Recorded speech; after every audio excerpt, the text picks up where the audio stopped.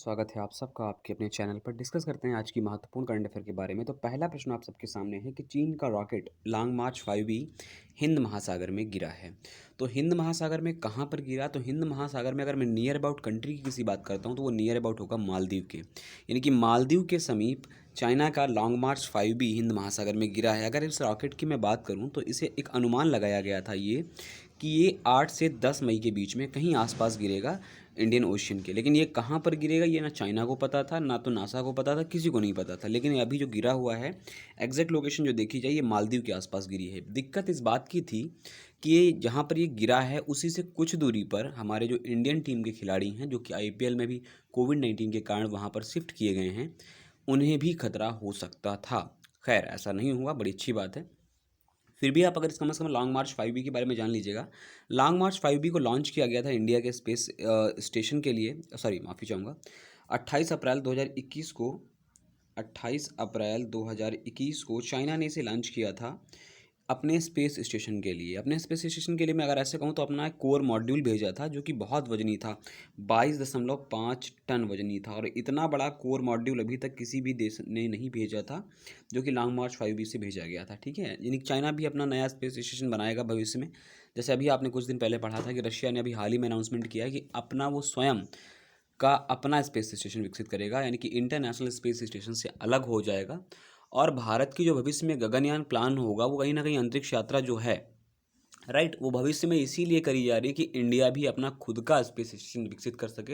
हालांकि बहुत दूर के सपने हैं, अभी बहुत दूर तक चलना है, वो अगर अलग विषय है। लेकिन अपना का ध्यान रखिएगा कि चीन का रॉकेट लॉन्ग मार्च 5B अगर आपसे पूछे कि कौन से देश के समीप गिरा तो आपका उत्तर होगा मालदीव के। अगर आपसे पूछा है कौन से महासागर में गिरा तो आपका उत्तर होगा हिंद महासागर में। ठीक है, इतनी बात ध्यान रखिएगा, बाकी आगे बढ़ते हैं। चलिए आगे अगला प्रश्न हमारे सामने है कि हाल ही में यरूशलेम की जो एक मस्जिद है अल अक्सा मस्जिद, उसमें अभी हाल ही में मस्जिद में झड़प देखने को मिली है। झड़प देखने को क्या मिली, मैं आपको एक बहुत अच्छा सा पूरा समझाने का प्रयास करूंगा कि क्या है क्या नहीं है। अल अक्सा मस्जिद जो है, यहाँ पर जो 200 से अधिक लोग घायल हुए हैं, वो घायल क्यों हुए? ये आप पिक्चर देख पा रहे हो, कितनी बहुत बुरी स्थिति है। यहाँ पर सेना के बीच में झड़प हो गई है। तो आप इसके लिए केस समझिएगा। केस क्या है कि यरूशलेम में ही यहीं पर एक जगह है, उसका नाम है शेख ज़रा।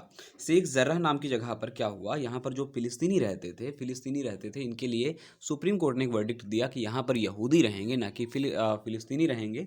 इसी के चक्कर में इस मस्जिद के भीतर विरोध प्रदर्शन हुआ, जो आप देख पा रहे हो। उस विरोध प्रदर्शन के चलते बहुत ज़्यादा विरोध बढ़ गया और इसीलिए सेना ने यहाँ पर मोर्चा संभाला। और सेना ने जैसे ही मोर्चा संभाला तो जाहिर सी बात है यहाँ पर गतिविधियाँ और बुरी हो गई, या कह सकते हैं कारण और बुरे हो गए। और यहाँ पर झड़प के चलते करीब करीब 50+ लोग ऐसे हैं जो भी जान से लड़ रहे हैं अपनी, और 200 लोग वर्तमान में घायल भी हैं। तो थोड़ा सा इस मस्जिद के बारे में आपको मैं समझाने का प्रयास करूंगा कि क्या है क्या नहीं है। बेसिकली जो यरूशलेम है, जो आपका ओल्ड यरूशलेम है, वो बाकायदा 1 वर्ग किलोमीटर के एरिया को 4 अलग अलग क्वार्टर्स में बांटा गया है। जो पहला क्वार्टर है वो मुस्लिम लोगों के लिए है, दूसरा क्वार्टर है क्रिश्चियन लोगों के लिए फेमस है, तीसरा आर्मेनियन के लिए है, और चौथा है जूइस के लिए। ठीक है, इसके लिए मैं एक सेपरेट वीडियो बनाने का पूरा प्रयास करूंगा आज शाम तक के लिए, क्योंकि बहुत ही इंटरेस्टिंग और बहुत ही बड़ा टॉपिक है ये, इसको मैं पूरा समझा दूंगा पूरा। तो ये मुस्लिम क्वार्टर है, इसी में ही ये पूरा कहीं ना कहीं ये वाला आपका हादसा हुआ है। खैर इस बात को समझिएगा। अब ये जो आपको ये वाला एरिया दिखाई दे रहा होगा, यही इस मस्जिद का, यानी मुस्लिम क्वार्टर जो आपको अलग से बांटा गया है, मुस्लिम क्वार्टर में यही इसी क्षेत्र में हमला हुआ है। यरूशलेम दुनिया का एकमात्र ऐसा देश है जो सबसे पवित्र देश माना जाता है। क्यों माना जाता है? क्योंकि इसी क्षेत्र में ही आप अगर गौर करें तो बहुत सारे समुदायों के पवित्र स्थल हैं। जैसे मुस्लिमों की बात करूं, अगर अल अक्सा मस्जिद की बात करूं, फेमस क्यों है? आप मक्का सुनते हैं, मदीना सुनते हैं, मक्का और मदीना के बाद तीसरा सबसे कोई पवित्र स्थान है तो ये यही है, अल अक्सा मस्जिद। क्यों इंपॉर्टेंट है मैं बताता हूँ आपको। क्योंकि माना जाता है कि मोहम्मद साहब ने मात्र एक रात में मक्का से अल अक्सा की यात्रा करी थी, पहली चीज़, और यहीं से उन्होंने जन्नत को प्राप्त हुए थे, यानी कि यहाँ यहीं से उन्होंने जन्नत की यात्रा करी थी। ये बहुत इंपॉर्टेंट है कि पैगंबर साहब ने यहीं से जन्नत की यात्रा प्रारंभ करी थी, अल अक्सा मस्जिद, तो इसलिए ये ज़्यादा इंपॉर्टेंट हो जाती है। ठीक है, अच्छा, तो अल अक्सा मस्जिद में फिलिस्तीनियों ने क्यों प्रदर्शन किया, ये भी आपके दिमाग में आ रहा हो तो उसका उत्तर ये है कि एक बार 1948 में एक जॉर्डन समझौता हुआ था। जॉर्डन समझौते का मकसद क्या था? मकसद यही उसका था कि फिलिस्तीनी क्या करेंगे, फिलिस्तीनी वक्फ बोर्ड इस मस्जिद का प्रबंधन देखेगा, ना कि इजराइल के यहूदी इसको देखेंगे। ठीक है, तो ये इसीलिए मतभेद हुए, और उसका मेन उद्देश्य क्या था तो मैंने आपको बताया कि शेख ज़रा नाम के स्थान के कारण वहाँ पर वर्डिक्ट जो सुप्रीम कोर्ट ने सुनाया, इसलिए विरोध बढ़ गया। क्रिश्चियन के लिए क्यों फेमस है मैं ये बता दूं आपको। क्रिश्चियन के लिए इसलिए फेमस है यहाँ पर क्योंकि यहीं पर माना जाता है कि क्रूसेड पर किसे चढ़ाया गया था, ईसा मसीह को, यानी कि सूली पर, यहीं पर इसी स्थान पर ईसा मसीह को चढ़ाया गया था। ठीक है, बाकी क्रिश्चियन का संबंध यहाँ पर भी सेम जैसे ही लगभग है। खैर, ज्यूइश क्वार्टर का क्या है, तो जो ये मस्जिद के बाहर एक वेस्ट वॉल के नाम से फेमस है ये स्थान, ये वेस्ट वॉल को मानते हैं यहूदी कि अपना आखिरी मंदिर है। ये आखिरी मंदिर के कारण ही, यानी कि मात्र 1 वर्ग किलोमीटर का एरिया है और लगभग यहाँ पर 3-4 धर्मों के प्रमुख क्षेत्र हैं, इसीलिए यरूशलेम को पूरी दुनिया की सबसे पवित्र भूमि माना जाता है। ठीक है, इतनी बात समझ में आ गई। अच्छा, यहाँ की अगर मैं ऐसे राजधानी बताऊँ तो अभी हाल ही में आधिकारिक रूप से राजधानी है यहाँ पर, वो है यरूशलेम इजराइल की। लेकिन मसला ये है कि इंडिया जो है अभी भी अपनी एम्बेसी तेल अवीव से चलाती है, यानी कि तेल अवीव को ही अपना प्रमुख क्षेत्र मानती है इजराइल का। ठीक है, इतनी बात समझ में आ जाए। इनके कुछ पड़ोसी देश हैं, उनमें से एक जॉर्डन है। जॉर्डन के बारे में बहुत ज़्यादा पूछा जाता है कि कौन सा ऐसा देश है जो मेडिटेरियन सी के साथ सीमा नहीं बनाता है। ठीक है, मिडल ईस्ट का, तो याद ध्यान रखिएगा, उसका उत्तर होगा जॉर्डन। चलिए अगले क्वेश्चन की ओर चलते हैं कि हाल ही में पाकिस्तानी प्रधानमंत्री इमरान खान ने सऊदी अरब की यात्रा करी। दिक्कत ये है, देखो समझो इस बात को, कि सऊदी अरब की जो ये आपको व्यक्ति दिखाई दे रहे हैं उनका नाम है प्रिंस सलमान। प्रिंस सलमान ने क्या किया, अभी हाल ही में जब इमरान खान की 7वीं यात्रा है, ध्यान रखना इतनी बात को, 2018 के बाद वर्तमान में इमरान खान ने सऊदी अरब की ये 7वीं यात्रा करी है और हर बार जाते हैं ये ऋण लेने जाते हैं। ये भाई साहब पैसा मांगने जाते हैं और इस समय जो पैसा मांगने गए हैं, ये जो ऋण है उसको अदा करने के लिए ऋण लेने गए हैं। मज़े की बात ये है कि जो ऋण इनके ऊपर है उसको भी अदा करने के लिए जो ऋण लेंगे वो अभी सऊदी अरब से लेने गए हैं। लेकिन अब सऊदी अरब ने एक शर्त रख दी है ये, कि सबसे पहले आप इजराइल को एक देश के रूप में मान्यता दीजिए। अब ये पाकिस्तान के ऊपर ठीक वैसा ही है जैसे एक आंकड़ा बिल्कुल व्युत्क्रम हो। जैसे अभी हाल ही में भी आपको मैंने बताया कि अल-अक्सा मस्जिद के ऊपर सबसे पहले हमला हुआ, तो सबसे पहला देश तुर्की और पाकिस्तान थे जिन्होंने अपनी प्रतिक्रिया दी थी इसके ऊपर। ठीक है ना, बाकी सऊदी अरब जहाँ से इस्लाम का जन्म माना जाता है, यहाँ से ऐसे कोई प्रतिक्रिया नहीं है, लेकिन सबसे पहले इन भाई साहब ने प्रतिक्रिया दी कि बहुत गलत हुआ, नहीं करना चाहिए था, ब्ला ब्ला, इजराइल की विपरीत भी बोले। लेकिन अभी क्या है कि इजराइल को मान्यता देने की बात कौन कर रहा है, सऊदी अरब। अब पैसा चाहिए तो भैया मान्यता देंगे, नहीं चाहिए तो मान्यता नहीं देंगे। और एक मज़े की बात बताता हूँ आपको, क्या कि ये जो दूसरे व्यक्ति दिखाई दे रहे हैं इनका नाम है जनरल बाजवा।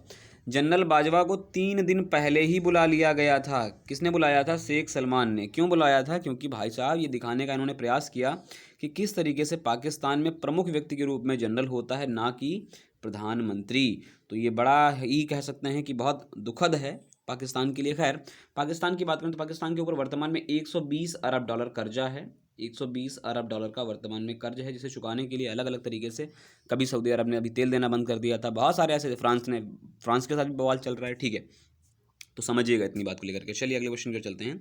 हाल ही में एस जयशंकर ने, हमारे जो विदेश मंत्री हैं एस जयशंकर ने, यूएनएससी यानी कि यूनाइटेड नेशन सिक्योरिटी काउंसिल की स्तरीय बैठक का बहिष्कार कर दिया। क्यों, क्योंकि इस बैठक का आयोजन चीन द्वारा करा जाना था। देखिए, अगर मैं भारत की बात करूं, भारत वर्तमान में अस्थायी सदस्य के रूप में काम करता है यूएनएससी में। यूएनएससी में कुल 5 स्थायी सदस्य हैं, मैं कई बार आपको बता चुका हूं, इसके बारे में ट्रिक भी बताई मैंने, फारकू, याद रखिएगा। फारकू का मतलब फ्रांस, अमेरिका, रशिया, चाइना और यूरोपियन यूनियन। तो कम से कम ये याद रखिएगा कि वर्तमान में 5 ऐसे हैं जो अलग अलग तरीके से काम करते हैं। ठीक है, 5 स्थायी मेंबर हैं और इसके 10 अस्थायी मेंबर हैं। इन 10 अस्थायी मेंबर में से भारत भी अपना अभी हाल ही में 2 वर्षों के लिए चुना गया है। ठीक है, तो ये जो मीटिंग आप देखते हैं, इसी तरीके से मीटिंग होती है यहाँ पर यूएनएससी की। और यूएनएससी में यानी कि अब की बार 10 नहीं 9 धन 5 यानी कि 14 लोगों ने भाग लिया, ना कि भारत ने भाग लिया। भारत ने भाग क्यों नहीं लिया, एक दिमाग में ये भी प्रश्न बनना चाहिए। भारत ने भाग इसलिए नहीं लिया भारत ने, क्योंकि भारत ने कहा कि चाइना ने जो सीमाएं निर्धारित करी थी, आज भी चाइना अभी उन सीमाओं के ऊपर काम करना नहीं चाहता है, यानी कि इसके विरोध में भारत के वहाँ पर प्रतिनिधि कौन है यूएनएससी में, तो आपका उत्तर होगा कौन, टीएस तिरुमूर्ति। टीएस तिरुमूर्ति के द्वारा एक ऑफिशियल स्टेटमेंट जारी करा दिया गया कि भाई साहब हम इसलिए भाग नहीं ले रहे हैं क्योंकि चाइना ने ये चीज़ें कहीं और ये चीज़ें नहीं कर रहा है। ठीक, अगर मैं यूएनएससी की बात करता हूँ, यूएन में, यूनाइटेड नेशन में वर्तमान में 193 देश हैं। इसकी स्थापना 24 अक्टूबर वर्ष 1945 को हुई थी। हेडक्वार्टर की बात करता हूँ तो इसका हेडक्वार्टर है न्यूयॉर्क में, ध्यान रखना, न्यूयॉर्क में। और 193 देश वर्तमान में इसके सदस्य के रूप में काम करते हैं। ध्यान रखना, यूनाइटेड नेशन में भारत का प्रतिनिधित्व कौन करता है, तो टीएस तिरुमूर्ति करते हैं। क्वेश्चन आपसे बन सकता है और फिर बन सकता है, मैं बार बार कहता हूँ इस बात को लेकर के। अगला प्रश्न हमारे सामने है कि आरबीआई ने अभी हाल ही में विशेष दीर्घकालिक रेपो रेट ऑपरेशन के तहत 10,000 करोड़ रुपए जारी करे हैं। तो विशेष दीर्घकालिक रेपो रेट क्या होता है, मैं आपको पूरी बात बताता हूं। इसे अगर शॉर्ट फॉर्म में अगर पढ़ें हम इसको, तो SLTRO भी कह सकते हैं। ठीक है, TROE कह सकते हैं। ये इंपॉर्टेंट, बहुत इंपॉर्टेंट क्वेश्चन, इसे मोस्ट इंपॉर्टेंट संज्ञा में डालिएगा। क्यों? क्योंकि समझिएगा, क्योंकि होता क्या है आप सब जानते हैं, रेपो रेट वह दर जिस पे RBI अन्य बैंकों को ऋण देती है। होता क्या है, ये रेपो रेट होता है, कई बार आप पढ़ते रहते हैं, रेपो रेट वर्तमान में 4% चल रहा है। रेपो रेट जो है, रेपो रेट अधिकतम 1 से 7 दिन के लिए होती है, और वैसे लिखित में अगर मैं बात करूँ तो 28 दिन के लिए, बाकी बैंकें अधिकतम 24 घंटे या 7 दिन के लिए ही लेती हैं। यानी कि बैंकें जो RBI से पैसा लेती हैं, अल्पकालिक ऋण लेती हैं, वो थोड़े समय के लिए ही लेती हैं, ठीक है। नहीं, रेपो रेट 4% ऋण के आधार पर रहती है। अब ये विशेष दीर्घकालीन का मतलब ये हुआ कि एक ऐसा ऋण जारी किया जाएगा, ये इन बैंकों के लिए जारी नहीं किया जाएगा, ये स्मॉल बैंकों के लिए जारी किया जाएगा। यानी कि जो छोटी बैंकें हैं, जो स्मॉल बैंकें हैं, स्मॉल बैंक के लिए एक ऐसा रेपो रेट बनाई गई है जो कि दीर्घकालिक होगी। दीर्घकालिक का कहने का मतलब ये है कि यह रेपो रेट कम से कम 1 से 3 वर्ष तक लागू हो पाएगी। यानी कि 4% दर से अगर आपने कहीं पैसा ले लिया, स्मॉल बैंक के पैसा लेती हैं, तो इसे 1 से 3 वर्ष तक हैंडल कर सकती हैं। ये बहुत इंपॉर्टेंट क्वेश्चन है। अब एक बात और समझिएगा कि SLTRO वर्तमान में ये स्कीम कब से कब तक के लिए है, ऑपरेशन कब से कब तक के लिए लागू हो पाएगा, तो इसके लिए भी समझिएगा कि ये वर्तमान में मई 2021 से अक्टूबर 2021 तक ही चलेगा। यानी कि इसी समय में जो स्मॉल बैंकें चाहें तो इसका लाभ ले सकती हैं, दीर्घकालिक रेपो रेट के ऑपरेशन के रूप में इसे यूज कर पाएंगी। और इसके लिए RBI ने बाकायदा 10,000 करोड़ रुपए अलग से जारी किए हैं। तो आई होप आपको ये प्रश्न समझ में आ गया होगा कि SLTRO क्या है, ये 10,000 करोड़ रुपए जारी क्यों किए गए हैं, स्मॉल बैंक कितने समय के लिए ऋण ले पाएंगे, वैसे रेपो रेट कितनी चल रही है और कितने समय के लिए अधिकतम होती है, ये सारी चीज़ें आप इस प्रश्न में कवर कर पाएंगे। RBI के बारे में कई बार पढ़ाता रहता हूँ कि RBI वर्तमान में ट्विटर पर सबसे ज़्यादा फॉलो किए जाने दुनिया का सबसे बड़ा बैंक है। वर्तमान में मुख्यालय मुंबई में है। शक्तिकांत दास जी 25वें गवर्नर हैं भारत के, ठीक है, RBI के वर्तमान में। और इसके अलावा 1935 में स्थापित हुआ, 1 अप्रैल को, 1 अप्रैल को भी हमने इसकी स्थापना वर्ष मनाया, और 1949 को राष्ट्रीयकरण हुआ, ठीक है। खैर, इतनी सारी बातें। और 4 मैंने फिर बताता हूँ, 4 जो डिप्टी गवर्नर नियुक्त हुए हैं उनको याद रखिएगा, मैं हर बार पढ़ाता हूँ आपको। चलिए, अगला क्वेश्चन है कि हाल ही में महामारी पर एक टास्क फोर्स का गठन किया गया, किसके किसके बीच में, भारत और अमेरिका के मध्य, है क्या? इस टास्क फोर्स में दुनिया की, यानी कि अमेरिका की 40 प्रमुख कंपनियां पार्टिसिपेट करेंगी, यानी जो भारत को मदद के लिए आगे आएंगी, क्योंकि भारत में कोविड-19 की स्थितियां जो हैं उनकी मदद के लिए आगे आएंगी। उनमें से 3 ऐसी कंपनियां होंगी जिनके प्रमुख भारतीय मूल से हैं। आप इनको पहचानते होंगे, इनका नाम है गूगल के सुंदर पिचाई जी हैं। दूसरे व्यक्ति अगर मैं आपको बात बताऊं तो दूसरे व्यक्ति हैं पुनीत रंजन। अब मुझे नहीं पता कितने लोग जानते हैं, कितने लोग नहीं जानते हैं पुनीत रंजन। पुनीत रंजन की मैं आपको कंपनी बताता हूँ। पुनीत रंजन की कंपनी है डेलॉयड कंपनी। डेलॉयड कंपनी के ये वर्तमान में CEO हैं। और इन्हें अगर आप नहीं जानते हैं तो एडोब आप सब चलाते हैं। एडोब के वर्तमान में जो CEO हैं इनका नाम है शांतनु नारायण, यानी कि शांतनु नारायण, पुनीत रंजन और सुंदर पिचई। ये 3 बड़ी बड़ी कंपनियां भी इसके लिए सामने आई हैं, और बहुत सारे ऑक्सीजन कॉन्सन्ट्रेटर, बहुत सारी दवाइयाँ, बहुत सारी वैक्सीन के लिए भारत को मदद करेंगी। तो ध्यान रखिएगा, ये तीनों के नाम आप इंपॉर्टेंट याद रखिएगा कि अभी हाल ही में टास्क फोर्स जो गठित करी गई उसमें भारतीय मूल के कौन कौन व्यक्ति शामिल हुए हैं, ठीक है। आई होप आपको समझ में आए। आगे बढ़ते हैं अगले प्रश्न की ओर। अगला प्रश्न ये कि असम के नए मुख्यमंत्री के रूप में अभी हाल ही में हिमंत बिस्वा शर्मा ने शपथ ली है। देखिए, मैं आपको पढ़ा चुका हूँ कि असम, केरला, तमिलनाडु, पुडुचेरी और वेस्ट बंगाल में अभी हाल ही में क्या कंप्लीट हुए हैं, यहाँ पर अभी हाल ही में विधानसभा के इलेक्शन कंप्लीट हुए हैं। अगर मैं विधानसभा की सीटों की बात करता हूं तो वर्तमान में यहाँ पर 126 सीटें हैं विधानसभा के, यानी विधायक गणों की सीटें हैं 126। तो अभी हाल ही में इन्होंने किसका स्थान लिया है, सर्बानंद सोनोवाल का। ध्यान रखना, बहुत इंपॉर्टेंट क्वेश्चन है। 2 आर्टिकल मैं आपको बताता हूं जो आपके लिए मदद करेंगे। एक तो आर्टिकल 164, आर्टिकल 164 के तहत, 164 के तहत जो राज्यपाल होता है, राज्यपाल मुख्यमंत्री की क्या करता है, नियुक्ति करता है। अब 164 के तहत ही क्यों, क्योंकि आर्टिकल 163 के तहत, आर्टिकल 163 के तहत मुख्यमंत्री और राज्य की जो मंत्री परिषद होती है वो राज्यपाल को मदद करती है, यानी कि राज्यपाल के प्रति मदद देती है वो। अब मदद के लिए राज्यपाल ठीक वैसा ही, जैसे राष्ट्रपति को मदद के लिए जो मंत्रीगण होते हैं, वैसे ठीक इसी तरीके से ही राज्यपाल को भी जो राज्य के मंत्री होते हैं उनकी सहायता के लिए मदद करते हैं। वो आर्टिकल 163 के लिए रिक्वायर्ड होते हैं, और 164 के तहत राज्यपाल मुख्यमंत्री की नियुक्ति करता है। तो इतनी बातें ध्यान रखिएगा। वर्तमान में यहाँ की जो राजधानी है वो है गुवाहाटी, ठीक है। चलिए अगले क्वेश्चन की ओर चलते हैं। और यहाँ का एक प्रमुख मेला होता है अम्बुबाची मेला, जिसे अभी हाल ही में रद्द कर दिया गया था कोविड-19 के कारण।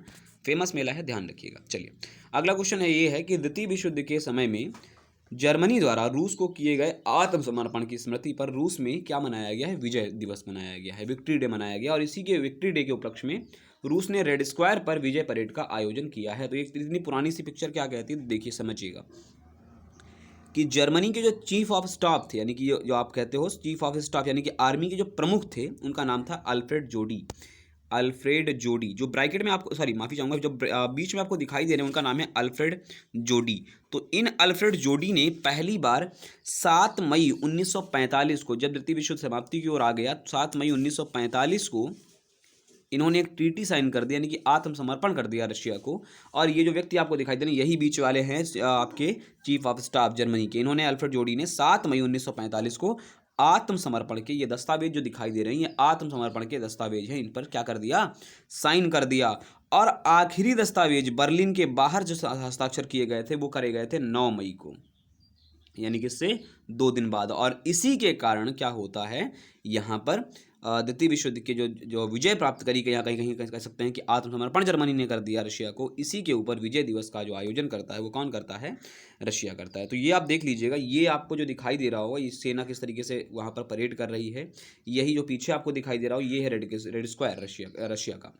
और भाई साहब ये वर्ल्ड हेरिटेज साइट में इस वर्तमान में है। तो आपसे मैं एक प्रश्न करूँगा, कम से कम आप मुझे कमेंट बॉक्स में बताइएगा कि रशिया का रेड स्क्वायर किस वर्ष विश्व धरोहर सूची में शामिल किया गया था। ये बड़ा इंपॉर्टेंट सा क्वेश्चन है। और देखिएगा इसी किस तरीके से विजय परेड की यहाँ पर परेड हो रही है रेड स्क्वायर पर, तो ध्यान रखिएगा इस बात को लेकर के, ठीक है। इतनी बात आप सबके लिए थी। आज आपके लिए बड़ा इंटरेस्टिंग सा टॉपिक कल के आपको पढ़ाऊंगा, क्या कि चीन के द्वारा अभी हाल ही में चीन के 2015 का दस्तावेज अभी एक सामने आया, यानी कि आज से 5 वर्ष पहले एक दस्तावेज सामने आया हुआ है। उस दस्तावेज में कोविड-19 को एक जैविक हथियार के रूप में प्रयोग करने के लिए एक दस्तावेज प्राप्त हुआ, यानी कि चाइना 2015 से इसे प्लांट कर रहा था, एक जैविक हथियार के रूप में या थर्ड वर्ल्ड वार के रूप में प्रयोग करने के लिए सोच रहा था।